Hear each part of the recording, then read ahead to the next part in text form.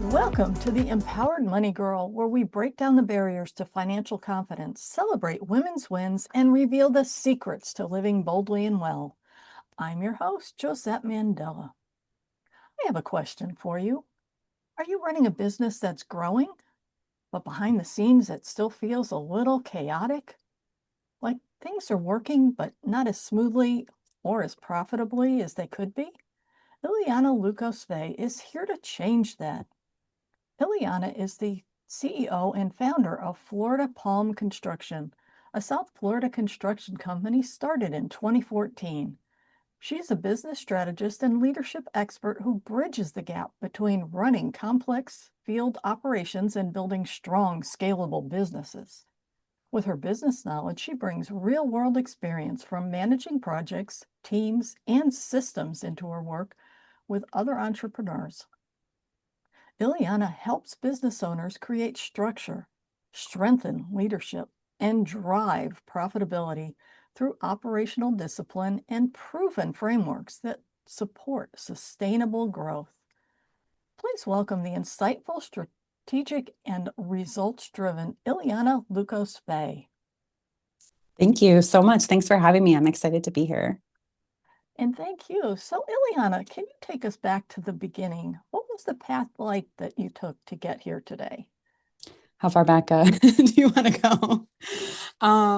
No, I started, I grew up in South Florida. I know you're in Florida also, more on the northern side of the state, but I grew up down in South Florida. So my mom's a high school teacher and my dad works in construction. He's a general superintendent.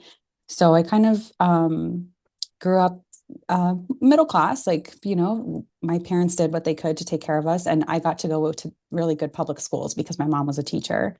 And I was also a swimmer. So I was an athlete. I was a student athlete. And so because of that, I was recruited to swim at Yale. So I had the opportunity to go out of state and to an Ivy League institution, which was amazing. And spent 4 years there, completed my bachelor's in environmental science. And then I started working in the environmental engineering field for a few years until about 2014 when I was laid off. And at that point, I had already had my first daughter, my first child. And my husband and I decided to kind of just go into working a construction company full time. So basically since 2014, so for the past 12 years, some of those years we work together. Currently we don't, I own and operate the business by myself, and he's, a few years ago, we kind of separated business ways. I'm sure it's something we'll get into as we keep going. So that's a little bit of the path that got me here today. So, Ivy League, engineering, and then kind of settling into construction project management, which is where I land right now, right? The day-to-day operations, and then really just started doing some business consulting a few years ago, helping other businesses, like you mentioned in that intro, and helping other businesses also obtain, feasible operations just over the past few years. So that's a little bit, that's my path, as succinctly as I can put it. Well, that's quite the path. Growing up in Florida, moving to Ivy Yeah. League and getting that Ivy League education because Yeah. you're swimming. I mean, that's Yeah. It was great. I mean, I loved being a varsity athlete. I love the program there. One thing I was thinking about reflecting on, like when I was listening to your podcast and what you do, is that there was a lot of pressure to go into the finance world, coming out of an Ivy League institution. I mean, I would say most of my peers went, to work on Wall Street or investment banking right after graduation. And for whatever reason, I was just always very averse to that idea. Like I didn't want anything to do with it. I almost like didn't want, I don't know. I didn't want to know anything about it. I guess maybe, I don't know why, but I didn't like dig deep enough into the why of that. But there were a lot of people that went straight into that and probably got a great education and probably made more money right off the bat than I did. I think it took me a few years to kind of settle into what we do and how we do it. But it was a huge push. Like that was where I felt most of my peers went into after college. So there's a lot And of money, right?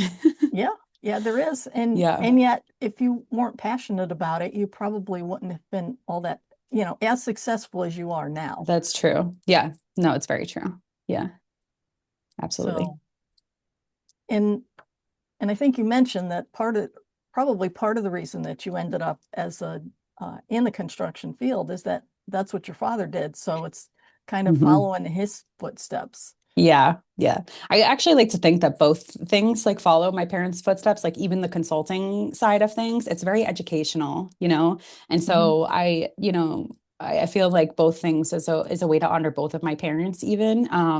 So yeah, and yeah, I think we grow up and we're confident in what we see, and what we know. I knew that construction was a way that my dad provided for our family for my whole life. Through in different capacities, sometimes working for a company, sometimes he was working for himself. But no matter what, I knew that it was stable. There Mhm. was work. So is that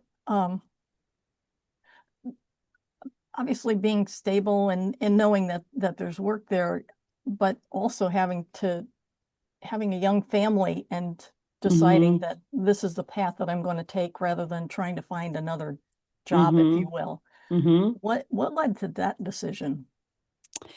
I think being a working mom in corporate America, it was beyond difficult. I'm sure many women can relate to that. I went back. Well, I was 24 when I had her, so I was already a pretty relatively young mom, and I went back to work at 10 weeks, like, so I was 10 weeks postpartum. And so she went to daycare at that point.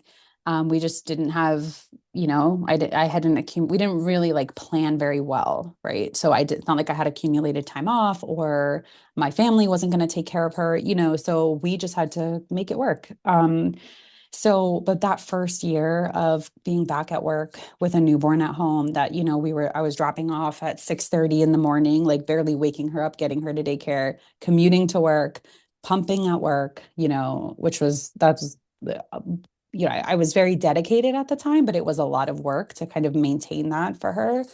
And then not getting home and it was bedtime, like getting home 6:30 and she went to bed at 7 or 7:30. And so I just didn't get to see her at all. So when I was laid off, it was almost like a breath of fresh air. It was the week of her first birthday.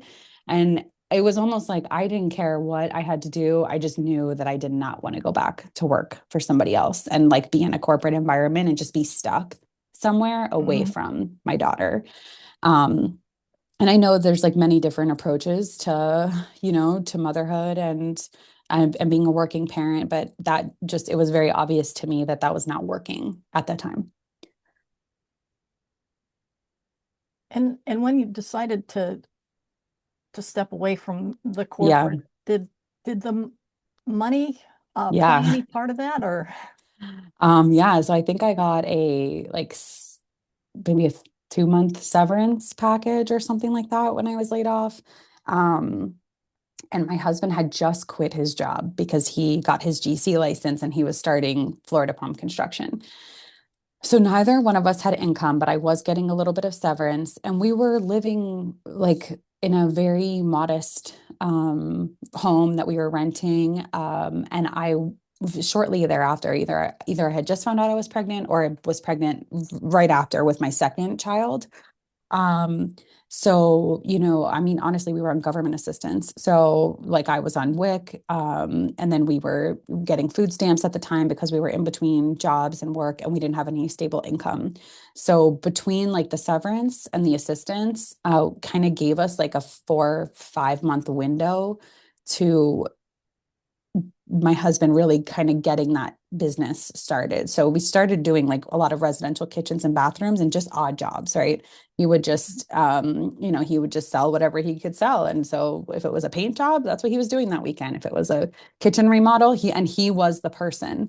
So there were actually in our first few years of business, there were many times where, if I was pulling a permit, I'd be bringing my kids with me to the permit office, the building inspection. I mean, you name it. They were coming with me to the bank to deposit checks. I mean, I was just doing it with them. And that was just my way of working around, what we needed to do and what I was Mhm. able to do, which to me, it was a huge step up because I was just able to be with them, even if it meant like we were living on bare minimum. That was the thing that I valued most. So yeah. So, I mean, finances, I would say like really the first few years were just rough and we were kind of just figuring it out and kind of bootstrapping our way to whatever the next step was, like the Mhm. first time we signed a job, like I remember we were so excited. It was like a $30,000 remodel, right, of someone's condo. And we were like, oh my gosh, can you imagine? Yeah, like a $30,000 contract. And of course, like we didn't even recognize at the time that like $20,000 of that like went to material. And then you had to hire somebody. And like not all of that, comes into your pocket. But that's stuff that we figured out along the way. So, it's just, we kind of squeaked our way by little. And we just always like, we prioritized things and we lived on little and we like just trusted each other also. Like he would trust me to handle things I said I was going to handle and vice versa. Like if he said he was going to do something, I had that trust. So, I mean, that's how we lived, probably 2, 3 years of our life was, just going bit by bit, job by job. So So when the money was tight, were you thinking, I wish I'd learned this in school, or how do I make this work for our family? I think I think I think I was like resentful is probably the word that's coming to my mind because I had a lot of friends that I felt like weren't supportive. I had children like way before most of my peers. And it's because they were either in grad school or, kind of doing their next phase. And so they really didn't understand like why, number one, why I had kids so young, and number two, why I didn't want to work. But they weren't parents yet. So they just like didn't understand kind of what you're Mhm. faced up against as a working mom. Yeah. And so I think like it's not that I wished I had more financial education because I'm in like a minimalist in my heart. So I have no problem kind of like reducing expenses and living off of that. I think just like growing up and it with my parents being who they were, like that's just kind of how we were taught, like living on the lowest amount possible. And you just enjoy your life like just have by having joy, not by necessarily experiencing crazy things or, spending a lot of money. Um, so I didn't have, it's not that I wished I had other things. Actually, there were a few instances where um, uh, we we intentionally I specifically told my husband like I want us to figure this out for ourselves. It's not that my parents had the capacity to like gift us things. His parents they also owned a business in Pennsylvania, so his parents were entrepreneurs also, and so they spent a lot of time with us like this is how you have to set things up. They were mentoring us and guiding us. And I remember telling Brian like I know your parents, they want to help us, but I was very clear with everybody of like what I did felt weird if they were gifting us things that were like above a certain threshold. So I would say like, I didn't want them to buy my daughter like $150 high chair, for Mhm. instance. Like that was uncomfortable for me because I was like, no, if we're going to do this, like we have to put in the work and do it ourselves. Like, so that work ethic was definitely ingrained in me. So I think now, looking back on it, because I'm 36 now, so this is, more than a decade in the past. I feel like, and I know we're going to get into these topics, I do feel like there is an opportunity, and especially like for my own daughter, you know, a big recommendation I have is just to be like financially stable before you have kids to the best extent that you can control that because it is hard to kind of get your head above water while also trying to care for others. So That's a piece that I'm not someone that says, oh, I wish this would have gone differently or not. It's like this happened in my life for the reason to make me who I am today. That's the perspective that I kind of carry into the future. So I think everything happened the way that it happened in my life because it made me who I am. So Absolutely. I definitely agree with that. Now, in the midst of all that, did any money beliefs come up that you might have had as a child that you felt, oh, I need to do something about this because this isn't working for me? I think that has more been like recent, like where, finally, like after 10 years of stabilizing the business and opening a second business and, getting into real estate investing, um, where there's almost like a guilt of having, like, when we moved into our single family home, I was like, oh, this home is too big. It's not a mansion. Like, it's a normal single family home, but I did have a certain sense of guilt around that. And so that was what I had to like undo, I think, because my parents, because they taught us how to live off of like so little that anything that was excess, like, you shouldn't live off of excess. They're also like religious, so they also are Mhm. faith-based. So, it's like if you're giving or you're tithing to an organization, like you shouldn't be, I don't know, I just always felt like it should be nominal. So, but we live in like a very nice, like area in South Florida. It's like a gated community. Like I said, it's not a mansion, but it's a nice single family home. And like there was some guilt tied around that I had to work through internally and say, like, and honestly, right after we moved in, COVID happened. And so we went from like being in a townhouse that was like 2,000 square feet into being in the single family home, which was like 3,200 square feet. But my kids had space and we had Right. room. They had room to do their schoolwork from the house, and we had space to like be on an office, computer on a call.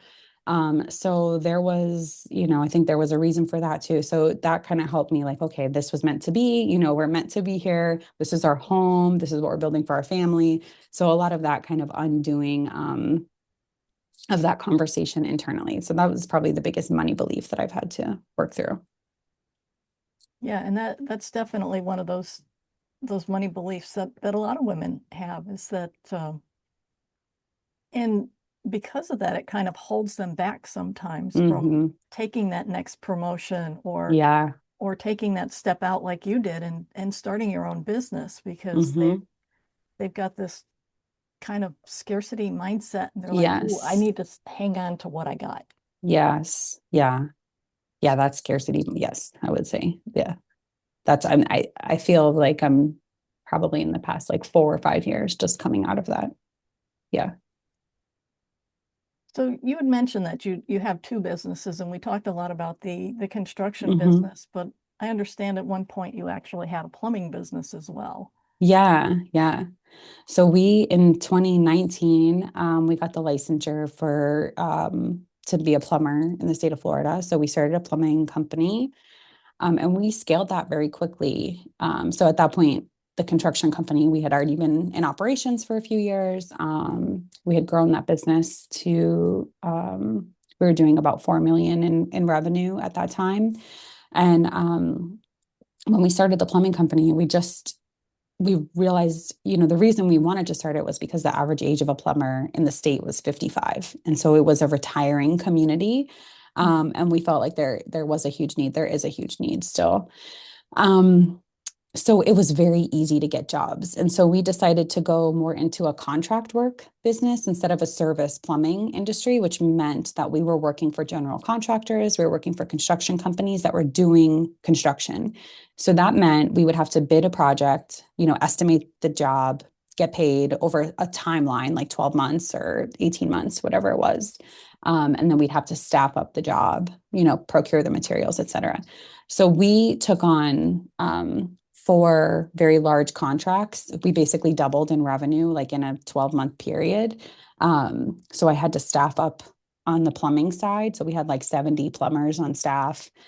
And ultimately, we kind of hit a point where you know, the subcontractor business is incredibly cash intensive. Like you have to be putting your capital in that business. You're paying for payroll, you're paying for materials, and oftentimes you're waiting 3 to 4 months to get paid back on projects.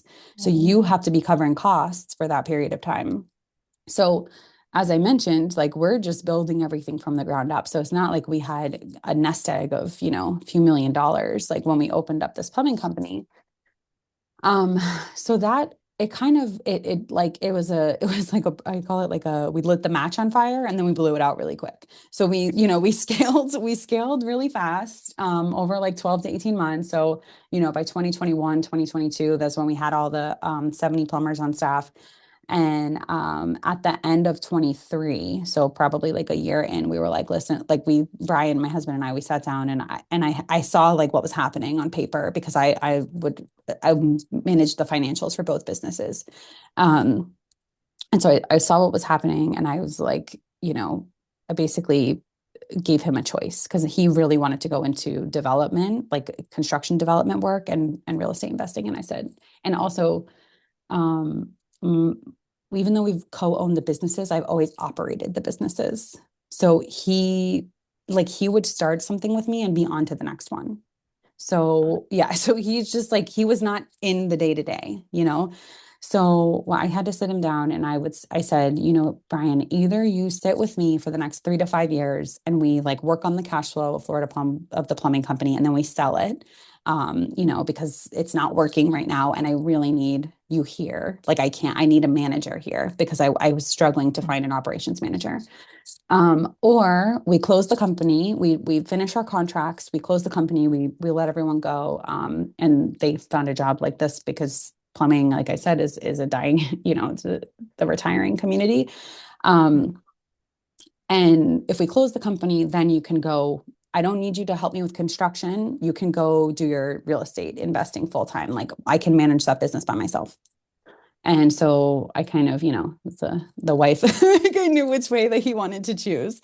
And so so that's the route that he chose was the second one. And so over the next 12 to 18 months, at that point, we closed up the plumbing company. We finished our contracts. I paid out all the vendors that we had.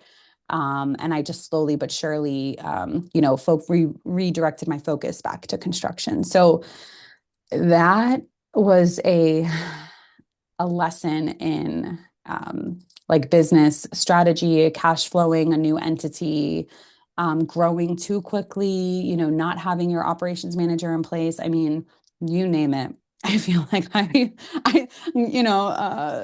was really meant to learn a lot of lessons through that, I guess. So, and I did. I really did.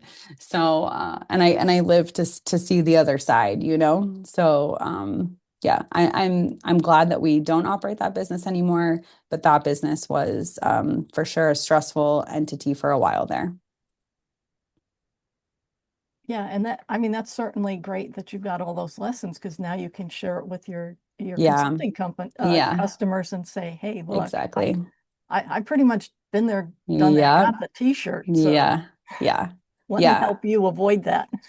yeah, absolutely. And I think the thing that I'm like proudest of now at this point, looking back on it, like I think what took me a long time to get to this place, but we had different options, and I think like just being able to say that everyone got paid out, like nobody had to negotiate for, like they might have given me extended terms to pay, but I wasn't negotiating on money owed.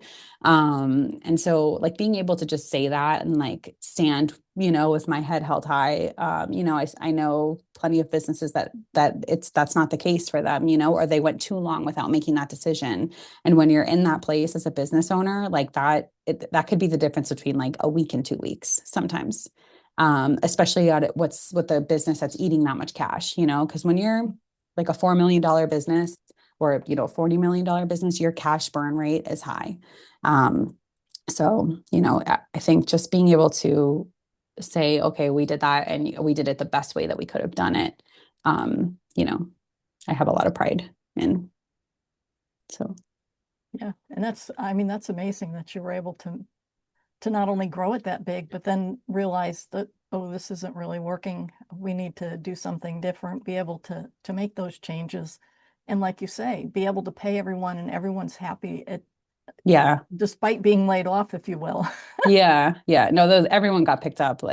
I'm telling you, it was Mhm. that's the I mean, we were getting poached anyways when they were here because people just need plumbers. Like there's just not enough of them. Mhm. So and that goes for like everyone, even in our office staff, procurement people and project managers. So So you had mentioned a little bit that your husband now is in the on the doing like real estate development. Do you mhm. actually invest as well, or?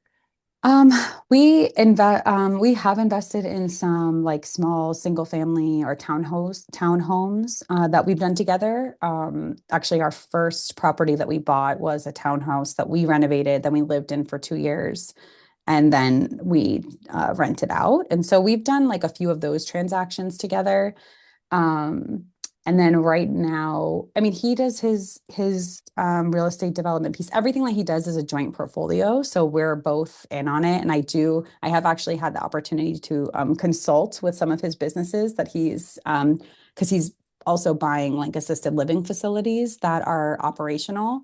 So I've had the opportunity to come in and consult with those teams on their operations because of my operational experience at this point.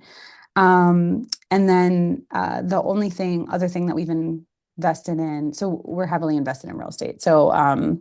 and then so right now I'm also assessing a lot of spec homes, building homes in spec. So buying lots of land and doing a single family home in on that lot for resale. So, because that's where we live in the custom home space in South Florida. So as a construction company.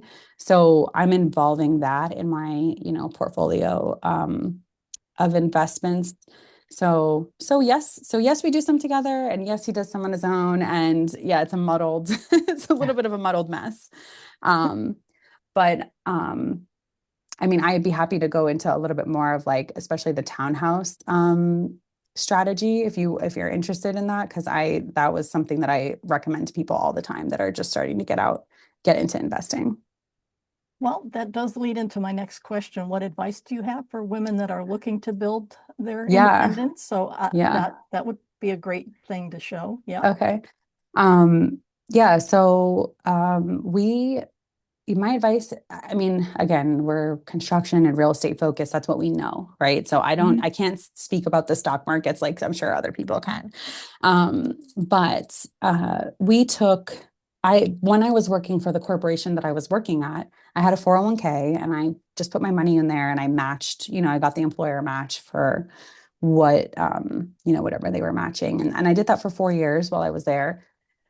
So I probably had, I don't know, $10,000 maybe saved up in there. And when we went to go buy the townhouse, which was in 2017, so almost 10 years ago now, I was able to take that money out penalty free because I was doing a first time home buyer.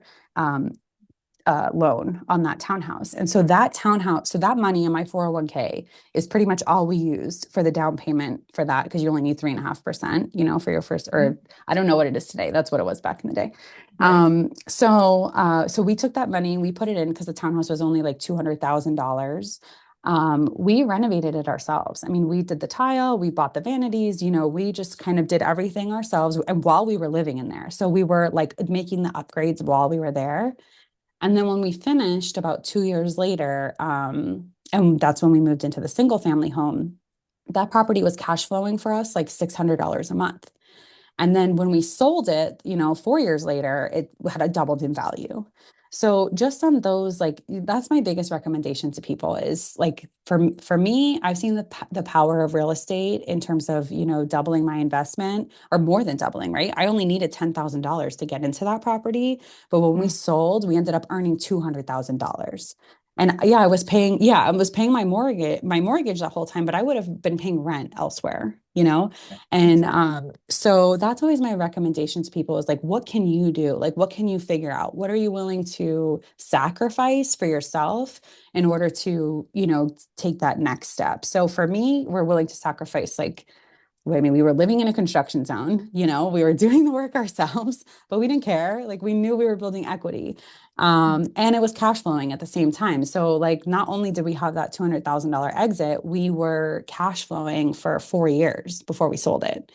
So, I mean, that was just a huge win-win. And then we ended up taking that property and doing a cash out refinance on it, and we bought a second property. So like that $10,000 investment was like a gift that get kept on giving. It gave me cash flow. It gave me a second property that we were able to basically do the same thing with, and then it gave me cash on exit.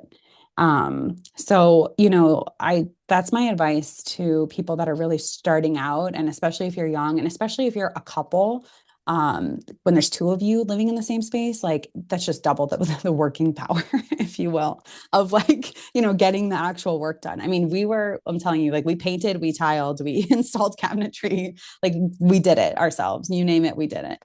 So yeah, it's my recommendation.